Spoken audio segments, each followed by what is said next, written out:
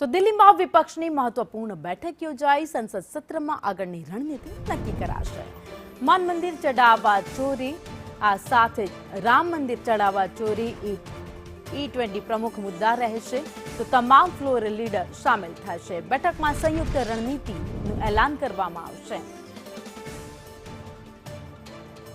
તો સંસદ સત્રમાં આગળની રણનીતિ હવે નક્કી થઈ રહી છે। દિલ્હીમાં વિપક્ષની મહત્વપૂર્ણ બેઠક આજે યોજાવા જઈ રહી છે। વિપક્ષના તમામ જે સંસદો છે એ બેઠકમાં હાજર રહેશે, સાથે જ ટોચના નેતાઓ છે એ બેઠકમાં હાજર રહેશે, જેમાં અલગ અલગ મુદ્દાઓ પર આગામી રણનીતિ નક્કી કરવામાં આવશે।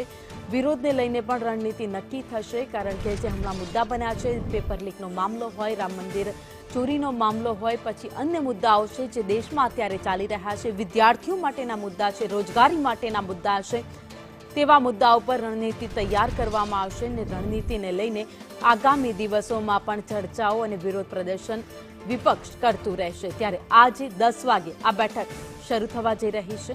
બેઠક શરૂ થાય તે પહેલા નેતાઓનો જમાવડો અત્યારે એક પછી એક આવવાની શરૂઆત થઈ ગઈ છે। તમામ ફ્લોર લીડર છે એ આ બેઠકમાં હાજર રહેવાના છે, તમામ વિપક્ષી નેતાઓ છે એ બેઠકમાં હાજર રહેવાના છે અને આગામી રણનીતિ નક્કી કરવાના છે। જોકે થોડા સમય પહેલા જ જે મુદ્દો ઉઠ્યા છે રામ મંદિરનો અને નેટ પેપર લીક મામલે, તે મામલે સૌથી વધારે અગ્રેસન વિપક્ષ બતાવી શકે છે, એ મામલે સૌથી મોટી રણનીતિ નક્કી થઈ શકે છે। ત્યારે 10 વાગે બેઠકની શરૂઆત થવાની છે અને સરકારને ઘેરવા માટે આ રણનીતિ બેઠકમાં નક્કી થશે કે કયા કયા મુદ્દાઓને મોખરે રાખવામાં આવે, તેના ઉપર ચર્ચાઓ કરવામાં આવે। જોકે ચોમાસુ સત્ર જેમાં ખાસ કરીને નીટ પેપર લીકનો મુદ્દો મોખરે રહ્યો હતો, તેમાં ચર્ચા કરવામાં આવી હતી। ત્યારે આજે 10 વાગ્યાથી આ બેઠકની શરૂઆત। વધુ અપડેટ સાથે દિલ્હીથી સંવાદદાતા અજય યાદવ અમારી સાથે જોડાઈ ગયા છે। અજય, અનેક મુદ્દાઓને લઈને આજે संसद सत्र में आगळनी रणनीति नक्की कराशे, ते पहला दिल्ली में विपक्ष की महत्वपूर्ण बैठक।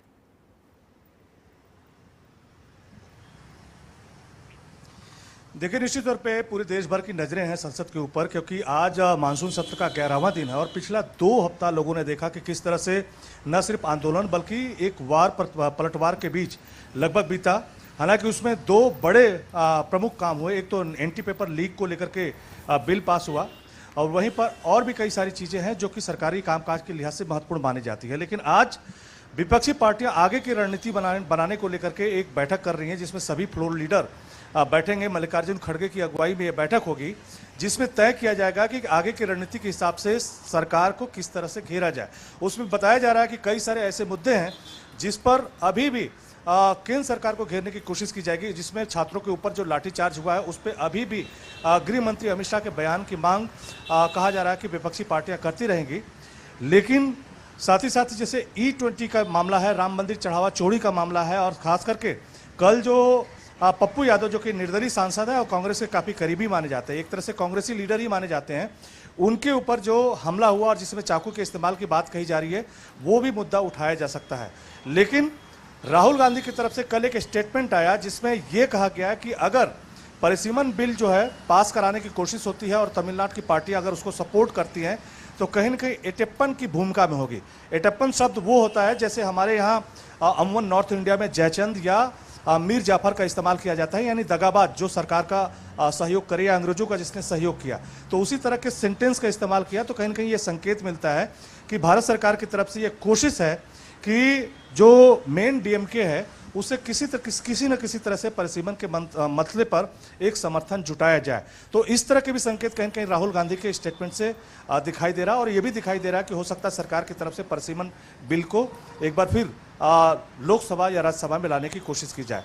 तो सरकार की अपनी रणनीति है, विपक्षी पार्टियां की अपनी रणनीति है, लेकिन विपक्षी पार्टियां मुख्य रूप से 2-3 ऐसे मुद्दे हैं जिसमें राम मंदिर चढ़ावा चोरी और खास करके जो पप्पू यादव के ऊपर हमला हुआ, E20 का मसला और गृह मंत्री अमित शाह के बयान का मामला, तो इन सब मसले पर हो सकता है कि एक गोलबंदी आज दिखाने की कोशिश करें। और आज भी माना जा रहा है कि संसद हंगामेदार होने की संभावना है। जी, धन्यवाद जानकारी के लिए।